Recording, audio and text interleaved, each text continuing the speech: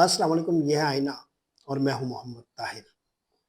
जहां भौचाल बुनियादी फसीलों दर में रहते हैं, हमारा हौसला देखो, हम ऐसे एक घर में रहते हैं।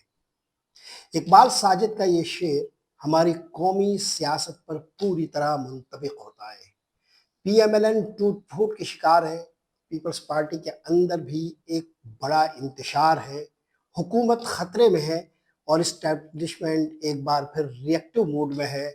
ऐसा लग रहा है कि नून लीग और पीपल्स पार्टी पर वो ताक ताक कर निशाने लगा रही है। यूं भी लगता है कि जो कुछ अरसे से इत्तलात दी जा रही थी कि ये हुकूमत गिरावट की शिकार होगी और आहिस्ता आहिस्ता ढह पड़ेगी, इसमें कुछ ना कुछ सच्चाई है। आगे का नक्शा क्या होगा, ये एक पेचीदा और गुंजलक सवाल है, मगर मौजूदा हुकूमत के अंदर जो टूट फूट है, जो मायूसी और बदएतमादी है और इत्तेहादी आपस में जिस तरह लड़ रहे हैं, उसकी एक तस्वीर कशी ज़रूरी है। इसी से हमें अंदाज़ा होगा कि हमारी मुस्तकबिल की समत का तयन क्या होने जा रहा है। इस्टेब्लिशमेंट ने गुज़िश्ता कुछ अरसे से मौजूदा हुकूमत को निशाने पर ले रखा है। हम बात तो करते हैं कि मालिक ने क्या-क्या खबरें टीवी चैनल्स पर दी और नून लीग के बारे में क्या-क्या कहानियाँ सुनाई। हम सुहेल वड़ाइच के 3 कॉलम भी पढ़ते हैं, हमें मिशाल मलिक की गुफ्तगू भी याद रहती है और हम बार-बार अब फैसल वाउडा का भी ज़िक्र कर रहे हैं, जो इस रजीम के भोंडे और भद्दे शेख रशीद हैं। शेख रशीद जब इस तरह की खबरें दिया करते थे, तो वो इसमें कुछ चस्का डाला करते थे और कुछ लुत्फ़ पैदा करते थे। फैसल वाउडा के सॉफ्टवेयर में हमें ये सहूलत हासिल नहीं है। वो जब गुफ्तगू करते हैं तो कढ़प तरीके से करते हैं और उनकी गुफ्तगू को अच्छा तासुर पैदा नहीं करती। मगर शेख रशीद की गुफ्तगू पर एक रद्दअमल भी पैदा हो जाता था कि उस वक़्त निज़ाम इतना हाइब्रिड नहीं था और इतना घुला-मिला हुआ नहीं था। मगर अब जब फैसल वाउडा गुफ्तगू करते हैं, तो पीएमएलएन के कागज़ी शेरों में ये हिम्मत भी नहीं कि वो एक ख़ास मखलूक की तरह जिस तरह तालियाँ बजा-बजा कर कभी अपने मुखालफिन के खिलाफ एक रद्दअमल का माहौल पैदा करते थे, फैसल वाउडा को जवाब तक दे सकें। बहरहाल ये सारी गुफ्तगू तो हम अपने वक़्त पर करते हैं। असल सवाल ये है कि ये जो सारा माहौल पैदा किया जा रहा है, उसके पीछे राज़ क्या है? असल कहानी ये है कि पाकिस्तान की जो मईशत है, वो अब इस मुल्क को चलाने के लिए किफ़ायत नहीं कर रही है। करप्शन के दलदल में धंसी ये हुकूमत और फॉर्म 47 की पैदावार इस हुकूमत को जो अवाम की छवि और इमेज में वैसे भी एक काबिल एतबार हुकूमत नहीं है।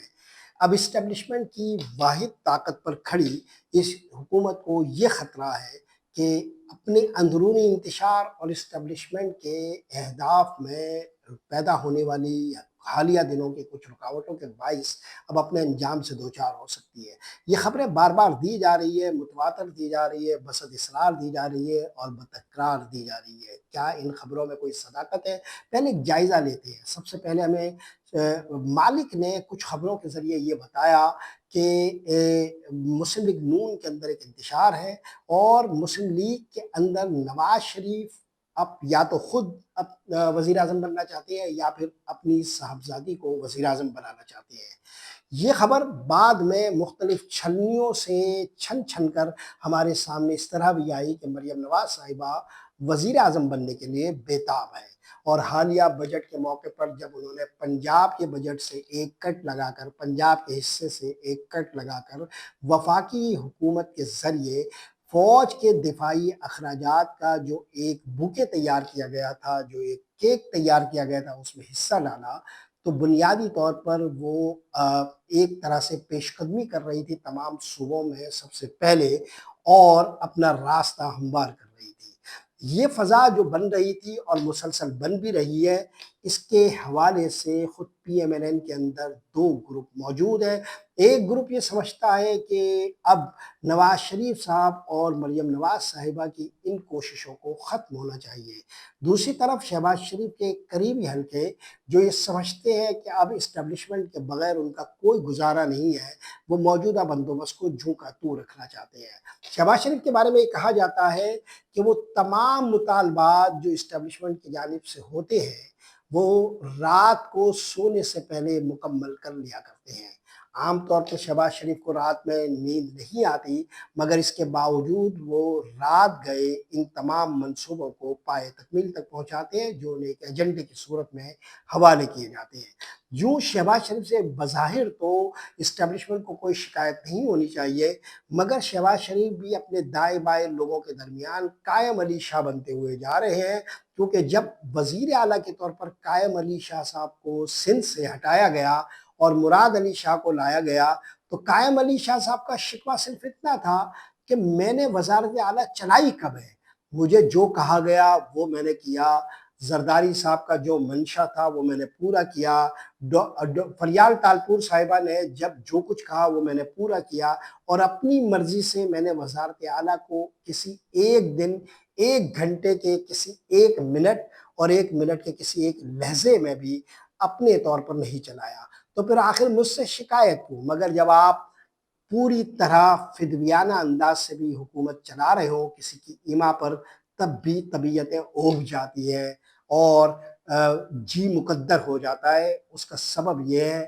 کہ ایک طرف انکمبنسی فیکٹر ہوتا ہے، دوسری طرف ایک بیگیج ہے عدم اعتماد کا، فارم 47 کا اور معیشت کا۔ شہباز شریف اسٹیبلشمنٹ کی ساری خواہشات پوری کر رہے ہو، مگر پھر بھی وہ عوامی رجحانات میں، عوامی ترجیحات میں کوئی بھی پیش قدمی کرنے کے قابل نہیں ہو سکے، اور اس کی تازہ ترین مثال گلگت بلتستان کا انتخاب ہے، جہاں پی ایم ایل این وفاقی حکومت میں ہوتے ہوئے بھی اپنی مطلوبہ نشستیں حاصل نہیں کر سکی، اور یہ روایت کے بالکل برخلاف ہے کہ ایک حکومت ہوتے ہوئے، وفاقی حکومت ہوتے ہوئے، آزاد کشمیر اور گلگت بلتستان میں وفاقی حکومت کی ہی مرضی سے حکومتیں بنتی ہے، ان کی ہی جماعت وہاں پر سری راہ اقتدار ہوتی ہے، مگر جی بی میں ایسا نہیں ہو سکا، اور پیپلز پارٹی نے یہ نوالا مسلم لیگ نون کے حلق سے چھین لیا۔ آج تازہ ترین پیش رفت یہ ہوئی ہے کہ پی ایم ایل این اور پیپلز پارٹی کو اس جانب پیش قدمی نہیں کرنے دی گئی ہے، اور وہ آزاد ارکان جو گلگت بلتستان میں پی ٹی آئی کے اثر و رسوخ سے آزاد ہے، انہیں استحکام پاکستان پارٹی کا راستہ دکھا دیا گیا ہے، اور استحکام پاکستان پارٹی میں 4 آزاد ارکان کی شمولیت کے بعد اب یہ تقریباً ناممکن ہو گیا ہے کہ کوئی بھی جماعت تنہا حکومت قائم کر سکے یا پیپلز پارٹی آزاد امیدواروں کی حمایت سے حکومت قائم کر سکے۔ یوں اسٹیبلشمنٹ نے پی ایم ایل این اور پیپلز پارٹی پر ایک طرح سے جی بی میں، گلگت بلتستان میں عدم اعتماد کا اظہار کر دیا ہے، اور یوں یہ کیفیت اس صورتحال کو، اس اندیشے کو تقویت دیتی ہے کہ establishment P M L N اور پیپلز پارٹی سے اب ناراض ہو چکی ہے۔ اس کا ایک بنیادی سبب اور محرک یہ بھی بتایا جاتا ہے کہ اسٹیبلشمنٹ بہر صورت، بہر کیف، بہر طور بجٹ سے پہلے 28ویں ترمیم منظور کرانا چاہ رہی تھی، مگر پیپلز پارٹی اور پی ایم ایل این نے مجموعی طور پر ایک دوسرے کے مخالف رہتے ہوئے ایسا ماحول بنایا کہ یہ ممکن نہ ہو سکے۔ 28ویں ترمیم جس طرح پیپلز پارٹی کو پسند نہیں ہے، اس طرح پی ایم ایل این کے اندرونی حلقوں میں بھی یہ پسندیدہ نہیں ہے۔ دونوں جماعتوں نے جانتے بوجھتے یا نادانستگی میں ایک ایسی صورتحال پیدا کی کہ جس میں 28ویں ترمیم کا راستہ رکا رہے۔ اگرچہ اسٹیبلشمنٹ کو ان کی مرضی سے دفاعی بجٹ کے حوالے سے جو رقم ان کو چاہیے تھی وہ صوبوں سے لے کر تو دے دی، مگر اسے ایک مستقل بندوبست میں نہیں ڈھالا۔ یہ بات بہت زیادہ گرا گزری ہے۔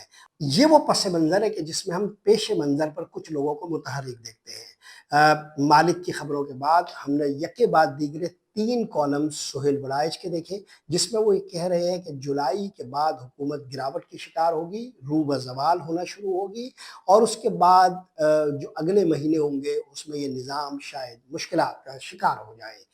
ان کالمز کے آس پاس یاسین ملک साहब की अहलिया है मिशाल मलिक, जो ख़ुद कश्मीरी हलकों में अब बहुत ज़्यादा सवालात के नरगे में रहती है, मगर ऐसा कभी नहीं हुआ कि मिशाल मलिक ने पाकिस्तान की कौमी सियासत पर कोई बात की हो। मिशाल मलिक को पाकिस्तानी एस्टेब्लिशमेंट के करीब समझा जाता है और वो आज़ाद कश्मीर के हवाले से ही गुफ्तगू करती हैं या मकबूजा कश्मीर के हवाले से गुफ्तगू करती हैं। हैरत अंगेज़ तौर पर आज़ाद कश्मीर के मौजूदा हालात में कि जब अवामी एक्शन कमेटी वहाँ एक एहतजाज बर्पा किए हुए हैं, कभी भी आज़ाद कश्मीर के हक़ में मिशाल मलिक ने एक लफ्ज़ नहीं कहा, मगर जो गुफ्तगू उनकी सुनाई दी वो PMLN के ख़िलाफ़ थी। मिशाल मलिक ने ये कहा कि ये जो दहशतगर्दी है उसके पीछे वर्दी है का नारा किसी और का नहीं, मरियम नवाज़ साहिबा का ईजाद करना है। उन्होंने हमारी याददाश्तों में ये बातें उजागर करने की कोशिश की कि किस तरह शरीफ ख़ानदान एक ख़ास तरह का ताल्लुक़ मोदी ख़ानदान से रखता है या मोदी से रखता है। नरेंद्र मोदी का जिस तरह इस्तेमाल किया गया, वो सारी बातें हमारी याददाश्तों में ताज़ा की और ये काम जब मिशाल मलिक कर रही थी, तो उनके पास इस गुफ्तगू को करने का ना कोई फ़ौरी मुहर्रिक था, ना ऐसी कोई तारीख़ थी कि जिसमें मिशाल मलिक इस तरह की गुफ्तगू करती हो। ज़ाहिर है PMLN किसी ख़ास हलके की तरफ से निशाने पर थी, ज़द पर थी। इसी तरह अब जो ताज़ा तरीन हमला है, वो मौजूदा दौर के शेख रशीद फैसल वाउडा ने किया है। फैसल वाउडा एक फ़ाइल दिखाते हुए ये कह रहे हैं कि उनके पास ऐसी कई फ़ाइल्स हैं और वो डरावा दे रहे हैं कि जुलाई के बाद जब वो अगस्त में मुल्क में वापस आएंगे, क्योंकि वो मुल्क से बाहर जा रहे हैं, तो वो ऐसी कई फ़ाइलों के साथ सामने आएंगे जिसमें मौजूदा हुकूमत की करप्शन के सबूत होंगे। 100 अरब के करीब एक करप्शन रोकने के हवाले से वो जिस फ़ाइल को दिखा रहे थे, ऐसी ही एक फ़ाइल वो सेनेट की कायमा कमेटी में भी ले गए थे। अब वो मीडिया पर भी दिखा रहे हैं और बता रहे हैं कि किस तरह करप्शन हो रही है, किन-किन तरीकों से हो रही है और मिक़दार में कितनी ज़्यादा हो रही है। फैसल वाउडा ये भी बता रहे हैं कि इस मुल्क के चारों सूबों के वज़राए आला के साथ कोई ना कोई मसला है। जब वो चारों सूबों के वज़राए आला का ज़िक्र कर रहे हैं, तो इसका मतलब ये है कि चारों सूबों के वज़राए आला पर एस्टेब्लिशमेंट अदम एतमाद रखती है। मुराद अली शाह के हवाले से उन्होंने ये कहा कि उनके कुर्सी खींचने के लिए उनके ही एक वज़ीर सरगर्म अमल है। कौन नहीं जानता कि ये शर्जील मेमन का ज़िक्र है। शर्जील मेमन साहब कम से कम 3 मरतबा वज़ारत आला की कुर्सी के करीब पहुंचकर वापस धकेल दिए गए हैं। हालिया दिनों में शर्जील मेमन ने जो कोशिशें की है उसमें वफाकी हुकूमत की मर्ज़ी लेते हुए, वफाकी हुकूमत की रज़ामंदी शामिल करते हुए इस्टेब्लिशमेंट की थपकी भी ले चुके हैं। मगर मुराद अली शाह बजाय खुद एक बहुत बड़ी क़ुव्वत है और इस्टेब्लिशमेंट के पसंदीदा ही है।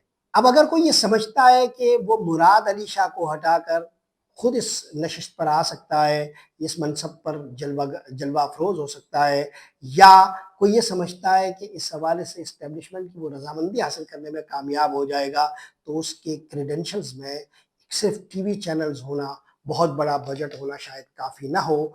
ज़्यादा लियाकत और ज़हानत से उन्हें वो एजेंडा भी पूरा करना होगा जो मुराद अली शाह करते रहे हैं। उन्होंने सिंध की बहुत सारी ज़मीनें ढूंढ कर, जांच परख कर इस्टेब्लिशमेंट के हवाले की है और वो अपनी निजी महफिलों में अपनी जो सलाहियत है उसका लोहा मनवाते रहते हैं। तो बुनियादी तौर पर मुराद अली शाह कोई ऐसे कमज़ोर दायरे में नहीं है, मगर आसिफ अली जरदारी भी उन पर अदम एतमाद रखते हैं। और इसका पस मंज़र ये है कि एक नशिस्त में, एक महफिल में जब बिलावल भुट्टो के साथ मुराद अली शाह की पेशी हुई, तो उसमें आसिफ अली जरदारी ने यह कहा कि मुराद अली शाह के मुतालिक, बिलावल को मुखातिब करते हुए जरदारी साहब ने कहा कि मुराद अली शाह के मुतालिक मैं तुम्हें पहले ही आगाह कर चुका हूँ कि हमारा आदमी नहीं है। मुराद अली शाह के हवाले से जो मसाइल है आसिफ अली जरदारी को दरपेश, उसमें वो ये चाह रहे थे कि मलिक रियाज के मामले में वो कोई पेशकदमी न दिखाएं और जल्दी जल्दी इस मसले का वो खात्मा करने के बजाय इसको अल्तवा में रखें, ताकि मलिक रियाज वो वक्त हासिल कर सके कि जिसमें वो इस पूरे मसाइल के तूफ़ान से बाहर आ सके। मगर मुराद अली शाह की हुकूमत ने इस हवाले से जो इशारा उन्हें दिया गया जब जो कुछ कहा गया वो उन्होंने पूरा करने की कोशिश की। आसिफ अली जरदारी साहब इस अमर पर नाराज है। इसके अलावा भी कुछ वजूहात है जिससे मुराद अली शाह पर अदम एतमाद है। फरियाल तालपुर साहिबा भी उन पर एतमाद नहीं रखती, मगर वो सिर्फ बिलावल भुट्टो साहब के एतमाद की वजह से वजारत आला के मनसब पर है। मगर सिर्फ इतना नहीं है कि बिलावल भुट्टो का ही उन्हें एतमाद हासिल हो, उन्हें इस्टेब्लिशमेंट का भी एतमाद हासिल है। शर्जिल मेमन साहब भी ये सारी हिमायतें हासिल करने की कोशिश कर रहे हैं, कामयाब होंगे या नहीं। तो एक तरफ मुराद अली शाह के हवाले से कहा गया, दूसरी तरफ जो सबसे दिलचस्प बात फैसल वाउला ने की वो मरियम नवाज साहिबा के हवाले से की कि मरियम नवाज साहिबा वजीर आजम बनना चाहती है, और इनडायरेक्ट तरीके से उन्होंने वहाँ की खातून वजीर को भी निशाना बनाया जिनके मुतालिक उन्होंने कहा कि वो अरब पत्ती हो चुकी है। इसी तरह वो खैबर पख्तूनख्वा के वज़ीर आला और बलूचिस्तान के वज़ीर आला के मुतालिक भी इरशाद फरमाते रहे, मगर खैबर पख्तूनख्वा में पीटीआई की हुकूमत है और बलूचिस्तान की हुकूमत जो है उसमें जो वज़ारत आला है उसमें उस मनसब पर जो साहब मौजूद है वो अगरचे कहने को बराए नाम पीपल्स पार्टी से मुंसलिक है, मगर वो इस्टेब्लिशमेंट की ही सिलेक्शन है। वो पार्टी बदल कर किसी भी सूरत में इस मनसब पर रहना चाहेंगे। तो बहरहाल इन दो वज़राए आला को छोड़कर मरियम नवाज साहिबा और सिंध के वज़ीर आला के मुतालिक फैसल वाउला साहब जो कुछ कह रहे हैं वो एक तरह से चार्जशीट है, और बताया जा रहा है, अंदाज़ा ये किया जा रहा है कि इस्टेब्लिशमेंट ने इनकी तरफ से मुंह मोड़ना शुरू किया है। अगर इस्टेब्लिशमेंट ने इनकी तरफ से मुंह मोड़ना शुरू किया है तो हालिया दिनों में ये जो खबरें हैं कि मुराद अली शाह भी हटाए जा सकते हैं और मरियम नवाज साहिबा से भी इस्टेब्लिशमेंट नाराज़ हो गई है और वहाँ भी कोई ड्रामाई तब्दीलियाँ हम देख सकते हैं, ये सब कुछ एक वाक़या भी बन सकता है। मगर जानने वाले ये भी जानते हैं कि मौजूदा इस्टेब्लिशमेंट के पास खींचने के लिए रस्सियाँ बहुत कम हैं। पीपल्स पार्टी और पीएमएलएन वो कुछ करने पर मजबूर होगी जो उन्हें कहा जाएगा। फिर एक बड़े निज़ाम को उथल-पथल करने के लिए इस्टेब्लिशमेंट क्यों कर तैयार होगी? ये वो सवाल है कि जिसके गिर्द ये सारी अफ़वाहें, ये सारी खबरें और ये सारे वाक़यात एक दूसरे के साथ बाहम पेवस्त होकर कड़िया बाहम मिलने के बावजूद एक तरह से अदम एतमाद की फ़ज़ा में भी है। ये सारे सवालात जो इस पूरे निज़ाम पर मौजूद है वो बुनियादी तौर पर एक बड़ी हकीकत से जुड़े हुए हैं। पीटीआई एक हकीकत के तौर पर अवामी उमंगों के दरमियान अवामी ख्वाहिशात और अवामी तरजीहात में मौजूद है। इमरान खान एक ज़िंदा हकीकत है और इमरान खान की मौजूदगी इन तमाम क़ुव्वतों के ख़ात्मे का ऐलान करती है। तो इसलिए ये पूरा निज़ाम इन दोनों क़ुव्वतों से अपनी जान छुड़ाने के बाद मईशत के बहुत बड़े बोझ के बावजूद किस तरह अपने लिए रास्ता बनाएगा। क्या कोई नई हुकूमत होगी या इसी हुकूमत को तरमीम व तब्दीली के साथ चलाया जाएगा? ये वो सवालात हैं जिसके अभी हमारे पास कोई वाज़ेह जवाब नहीं है। पीएमएलएन और पीपल्स पार्टी के अंदरूनी इंतशार और इस्टेब्लिशमेंट के साथ कमज़ोर होते हुए इन रिश्तों के दरमियान इमरान खान की हिमायत में बुलंद होने वाली आवाज़ें भी अब बढ़ती जा रही है। मौलाना फजल रहमान कौमी असम्बली के इजलास से खिताब कर चुके हैं और आज अडियाला जेल के बाहर पीटीआई के कारकुनों की तादाद भी बढ़ गई है। सोहेल आफरीदी एक बार फिर जहरियाना मूड में है और पीटीआई के वो लीडर्स जो अब तक खामोश बैठे हुए थे अचानक हरकत में आ गए हैं।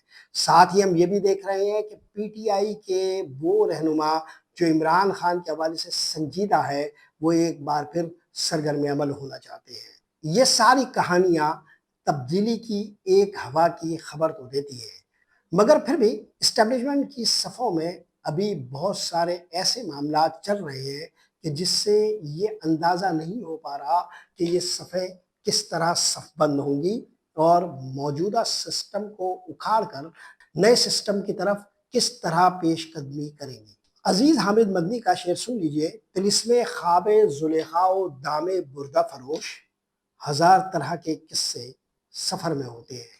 आज के लिए यही कुछ। मोहम्मद ताहिर को इजाज़त दीजिए। अल्लाह निगहबान।